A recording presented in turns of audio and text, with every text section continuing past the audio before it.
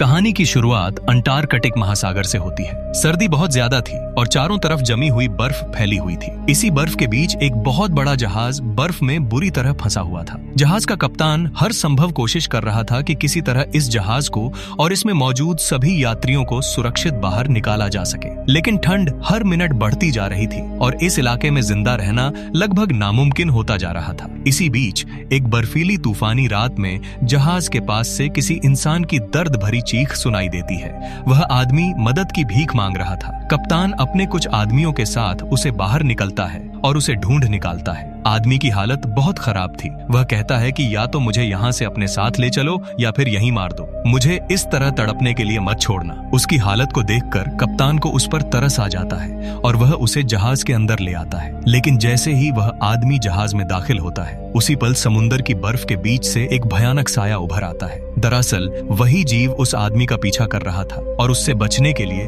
वह मदद मांग रहा था। वह राक्षस इंसान की तरह सीधा खड़ा होता है और आते ही जहाज के लोगों पर हमला कर देता है। हर कोई अपनी जान बचाने के लिए उससे लड़ पड़ता है। गोलियां चलाई जाती हैं, लेकिन उस पर किसी भी हथियार का कोई असर नहीं होता। हालात बिगड़ते देख एक सोल्जर एक अजीब तरह की गन से उस पर फायर करता है। फिर भी वह राक्षस नहीं मरता और वह जहाज से नीचे गिर जाता है। गुस्से में वह जहाज को जोर जोर से हिलाने लगता है। अंदर भारी तबाही मचने लगती है और लोगों की जान खतरे में पड़ जाती है। तभी कप्तान एक बड़ा फैसला लेता है। वह उसी गन से जहाज के पास जमी बर्फ पर फायर करता है और बर्फ टूट जाती है और वह राक्षस ठंडे काले पानी में नीचे समा जाता है। सबको लगता है कि अब वह खत्म हो चुका होगा। सुबह होती है। कप्तान उस आदमी के पास आता है जिसे उन्होंने रात में बचाया था। वह उससे पूछता है कि आखिर वह राक्षस तुम्हारे पीछे क्यों पड़ा था। यह सुनते ही वह आदमी अपनी कहानी सुनाना शुरू करता है और कहानी हमें अतीत में ले जाती है। हम उस आदमी को बचपन में देखते हैं। उसका नाम विक्टर था और उस वक्त वह सिर्फ 12 साल का था। विक्टर एक महान वैज्ञानिक का बेटा था। उसके पिता चाहते थे कि वह भी बड़ा होकर वैज्ञानिक बने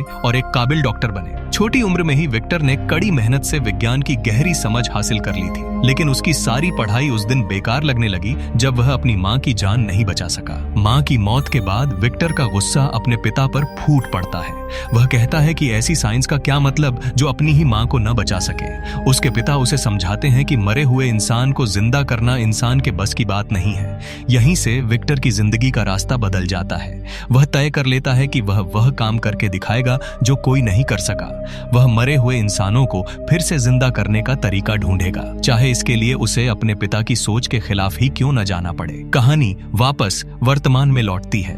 बर्फीले पानी के नीचे दबा हुआ वही राक्षस अचानक फिर से बाहर निकल आता है। हैरानी की बात यह होती है कि इतनी भयानक ठंड में रहने के बावजूद उसे कोई असर नहीं हुआ होता। इसी के साथ कहानी फिर से अतीत में चली जाती है, जहां विक्टर अपनी दास्तान आगे बढ़ाता है। विक्टर सालों तक अपने प्रयोगों में डूबा रहता है। वह इंसान को दोबारा जिंदा करने के तरीकों पर काम करता रहता है। आखिरकार जब वह 30 साल का होता है तो उसे सफलता मिल जाती है। बिजली और इंसानी अंगों की मदद से वह जीवन लौटाने का तरीका खोज निकालता है। अपने इस आविष्कार को लेकर वह बड़े व्यापारियों और ताकतवर लोगों की एक मीटिंग में पहुंचता है। वह सबके सामने अपनी मशीन से एक अधूरे शरीर को जिंदा करके दिखाता है। यह दृश्य देखकर वहां मौजूद लोग डर से सिहर उठते हैं। उन्हें लगता है कि विक्टर खुद को भगवान समझने लगा है और कुदरत को चुनौती दे रहा है। सब मिलकर उसे पागल कहने लगते हैं और उसके प्रयोग तुरंत बंद करने का आदेश देते हैं। लेकिन विक्टर पीछे हटने वालों में से नहीं था। वह अपने बनाए हुए प्राणी की तरफ गेंद उछालता है। वह प्राणी गेंद को पकड़ लेता है और बोल भी उठता है। यह देखकर वहां मौजूद लोग और ज्यादा डर जाते हैं और विक्टर को वहां से चले जाने को कहते हैं। कोई भी उसके प्रयोगों में पैसा लगाने को तैयार नहीं होता।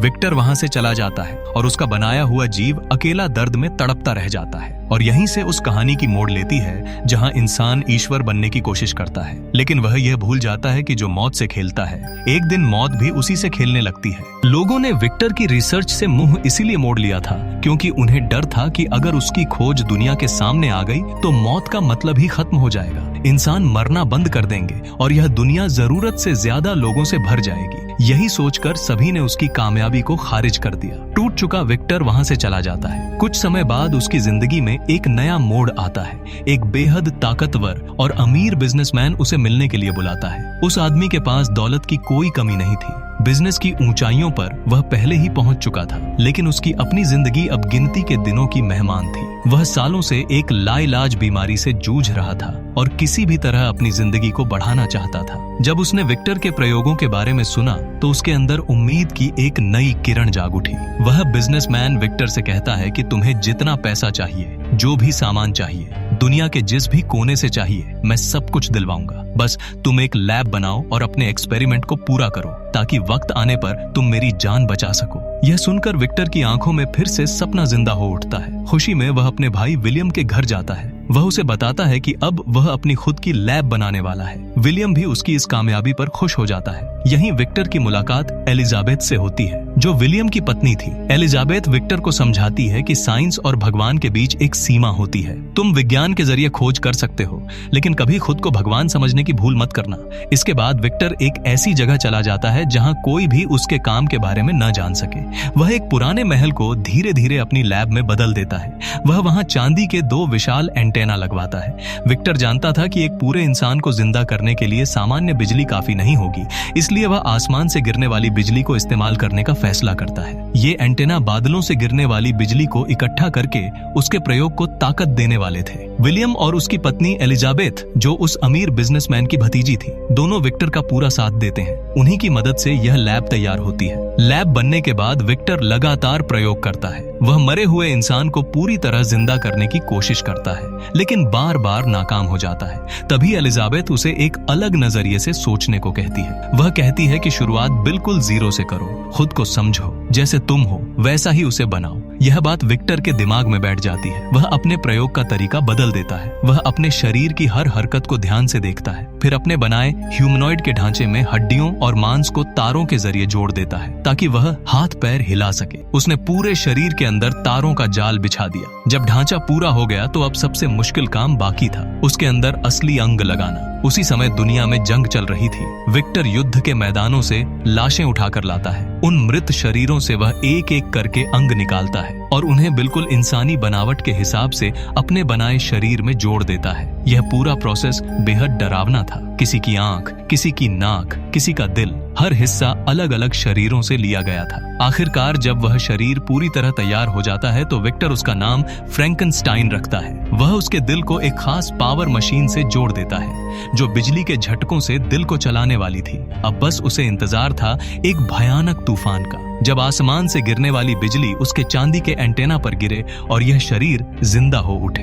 एक दिन आखिरकार वह तूफान आ ही जाता है। बादल गरज रहे होते हैं, आसमान बिजली से फटने लगता है। विक्टर को यकीन हो जाता है कि आज उसका सपना पूरा होने वाला है। उसी रात वह बिजनेसमैन भी लैब में पहुंच जाता है जिसने इस पूरे प्रयोग को फंड किया था।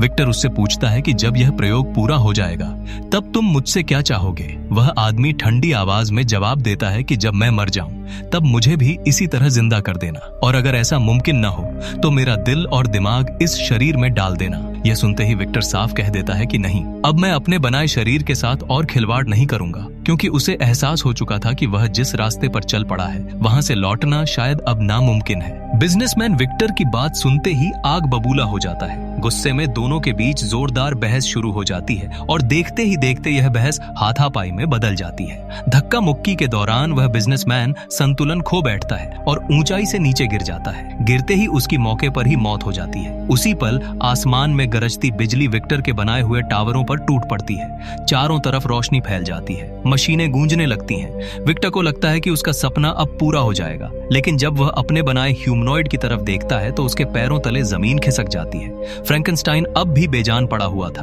कोई हलचल नहीं, कोई सांस नहीं। विक्टर टूट चुका था कि सालों की मेहनत एक झटके में बर्बाद हो गई थी। थका हुआ और हारा हुआ विक्टर वहीं गिरकर सो जाता है। सुबह जब उसकी आंख खुलती है तो जो वह देखता है उस पर उसे खुद यकीन नहीं होता। फ्रैंकनस्टाइन उसके सामने खड़ा था, जिंदा, चलता हुआ। पट्टियों में लिपटा हुआ वह क्रिएचर धीरे धीरे हिल रहा था। उसकी चाल अजीब थी, असंतुलित और डरावनी। तारों से जुड़े शरीर के हिस्से अलग अलग इंसानों की पहचान लिए हुए थे। छोटे छोटे टुकड़ों से बना यह जीव किसी बुरे सपने जैसा लग रहा था। विक्टर खुद उससे डर गया। डर के मारे उसने फ्रैंकनस्टाइन को एक गुप्त तहखाने में बंद कर दिया। वहीं उसे एहसास हुआ कि इस क्रिएचर का दिमाग एक नवजात बच्चे जैसा है, कुछ भी नहीं जानता, कुछ भी नहीं समझता। विक्टर उसे बोलना सिखाने लगता है। अपने सामने खड़ा होकर कहता है, आई एम विक्टर, मैं विक्टर हूँ। और फ्रैंकनस्टाइन उसी उसी शब्द को अपनी भारी और खौफनाक आवाज में दोहराता है। दिन गुजरते जाते हैं। विक्टर उसे इंसानों जैसी जिंदगी सिखाने की कोशिश करता रहता है, लेकिन वह यह भूल जाता है कि दिमाग से फ्रैंकनस्टाइन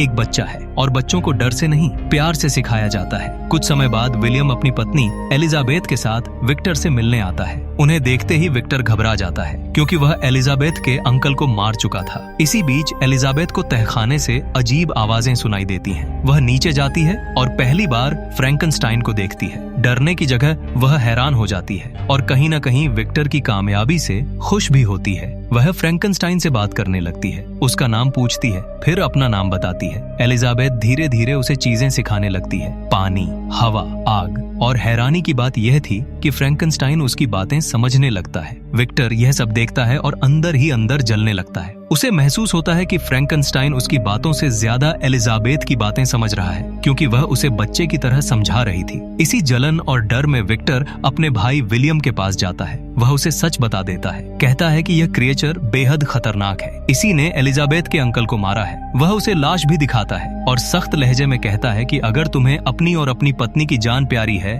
तो अभी और इसी वक्त यहाँ से चले जाओ, मैं इस राक्षस को यहीं खत्म कर दूंगा। डरा हुआ विलियम एलिजाबेथ को लेकर वहाँ से निकल जाता है। उनके जाते ही विक्टर पूरे महल में पेट्रोल छिड़क देता है और आग लगा देता है। देखते ही देखते पूरा महल धमाके से उड़ जाता है। विक्टर भी धमाके में दूर जा गिरता है। उसकी एक टांग बुरी तरह टूट जाती है। अब वह जिंदगी भर के लिए अपाहिज हो चुका था। विलियम उसे उसी हालत में उठाकर शहर ले जाता है और यहीं से कहानी फिर लौटती है वर्तमान में, जहां फ्रैंकनस्टाइन बर्फीले पानी से बाहर निकल चुका था और जिंदा था और गुस्से से भरा हुआ। बदले की आग उसके अंदर जल रही थी। वह जहाज के अंदर घुस जाता है और आग लगाना शुरू कर देता है। कप्तान खुद उसके सामने जाता है और पूछता है, क्या विक्टर की कहानी सच है? क्या तुम सच में इंसानों को मारने वाला राक्षस हो? फ्रैंकनस्टाइन जवाब देता है, नहीं, वह पूरी सच्चाई नहीं है। मैंने कभी किसी इंसान को नहीं मारा, लेकिन यह सच है कि मैं विक्टर से नफरत करता हूँ, क्योंकि उसने मुझे जलते हुए महल में मरने के लिए छोड़ दिया था। मैंने किसी तरह अपनी जान बचाई। फ्रैंकनस्टाइन आगे बताता है कि मैं कई सालों तक यूं ही भटकता रहा। विक्टर ने कभी यह सोचने की कोशिश ही नहीं की कि मैं दिमाग से एक बच्चा था।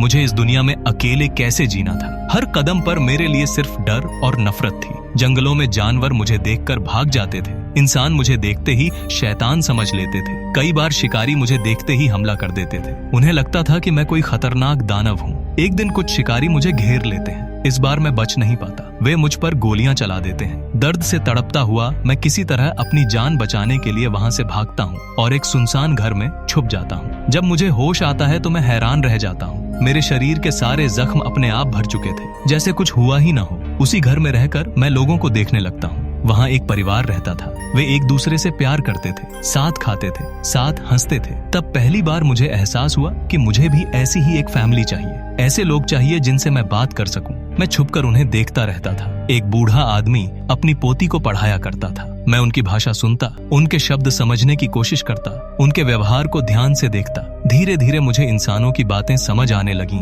मेरे दिल में यह ख्वाहिश जागने लगी कि काश मैं भी इस परिवार का हिस्सा बन पाता। मैं देखता था कि वे लोग मेहनत करके अपनी जरूरतें पूरी करते थे। तब मैंने भी उनकी मदद करने का फैसला किया। रात में चुपचाप उनके लिए लकड़ियां काट कर रख देता। कभी जंगल से शिकार करके उनके घर के पास छोड़ देता। परिवार को हैरानी होती थी कि उनकी मदद कौन कर रहा है। तब वह बूढ़ा आदमी मुस्कुराकर कह देता था कि शायद भगवान हमारी मदद कर रहा है। कुछ वक्त बाद वह परिवार शहर जाने का फैसला करता है, लेकिन बूढ़ा आदमी वहीं रुक जाता है। तब मुझे पता चलता है कि वह देख नहीं सकता, लेकिन वह सुन जरूर सकता था, और वह यह भी जानता था कि मैं उसके घर में रहता हूँ। उसने मुझे कभी राक्षस नहीं समझा। उसके लिए मैं भी एक इंसान था। जब बाकी लोग चले जाते हैं तो मैं पहली बार उसके सामने आता हूँ। वह बिना डरे मुझे अपने परिवार का हिस्सा मान लेता है। वह मुझे इंसानों की तरह जीना सिखाता है, मुझे पढ़ना सिखाता है, बोलना सिखाता है, हर वो चीज सिखाता है जो एक इंसान को आनी चाहिए। उन दिनों में पहली बार मुझे सुकून मिला। एक दिन वह मुझसे पूछता है कि तुम कहाँ से आए हो। यह सवाल सुनकर मैं चौंक जाता हूँ, क्योंकि मुझे खुद नहीं पता था। वह मुझे समझाता है कि तुम्हें कुछ तो याद होगा, तुम आखिरी बार कहाँ थे।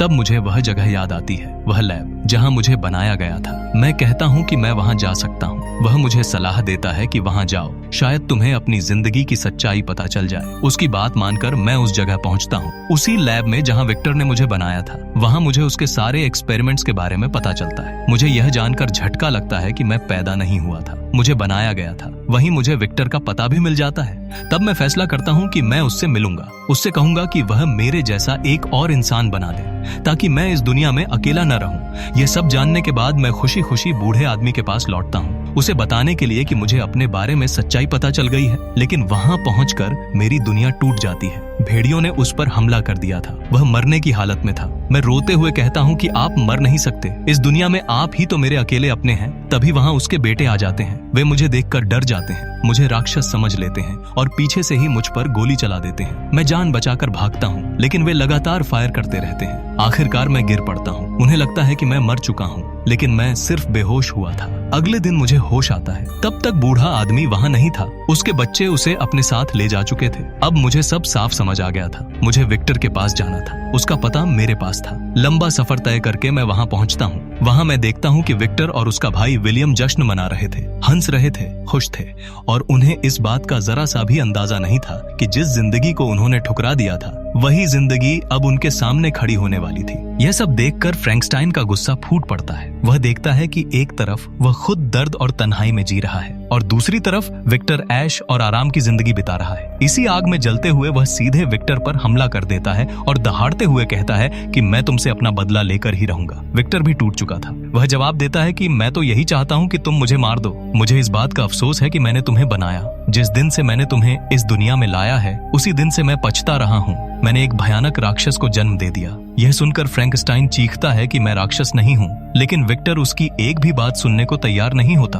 वह गुस्से में उस पर गोली चलाने ही वाला होता है कि तभी एलिजाबेथ बीच में आ जाती है। गोली फ्रैंकस्टाइन की जगह एलिजाबेथ को लग जाती है। यह पल फ्रैंकस्टाइन को पूरी तरह तोड़ देता है, क्योंकि इस दुनिया में सिर्फ दो ही लोग थे जिन्होंने उसे इंसान समझा था, एक ग्रैंडपा और दूसरी एलिजाबेथ। दुख से भरा फ्रैंकस्टाइन एलिजाबेथ को अपनी गोद में उठाता है और पार्टी से बाहर निकल जाता है। उधर विलियम अपनी पत्नी की मौत से पूरी तरह बिखर चुका होता है। वह विक्टर पर चिल्लाता है और कहता है कि तुमने मेरी जिंदगी तबाह कर दी। विक्टर माफी मांगता रहता है, लेकिन विलियम उसे अपने घर से निकाल देता है। अब विक्टर के दिल में भी सिर्फ नफरत बची होती है। वह मान लेता है कि उसके भाई की जिंदगी फ्रैंकस्टाइन की वजह से बर्बाद हुई है। बदले की आग में वह फिर से फ्रैंकस्टाइन को ढूंढता है। जब वह उसे पकड़ लेता है तो गुस्से में उसकी नाक तोड़ देता है और कहता है कि मैं तुम्हें छोड़ूंगा नहीं। फ्रैंकस्टाइन शांत होकर जवाब देता है कि अगर बदला लेना है तो मुझे ढूंढते रहना पड़ेगा। यह कहकर वह वहां से गायब हो जाता है और फिर सालों गुजर जाते हैं। विक्टर लगातार उसका पीछा करता रहता है। कई मौके आते हैं जब वह उसे मार सकता था, लेकिन किस्मत हर बार बीच में आ जाती है। एक दिन फ्रैंकस्टाइन खुद विक्टर के सामने खड़ा हो जाता है। वह कहता है कि आखिर क्या चाहते हो?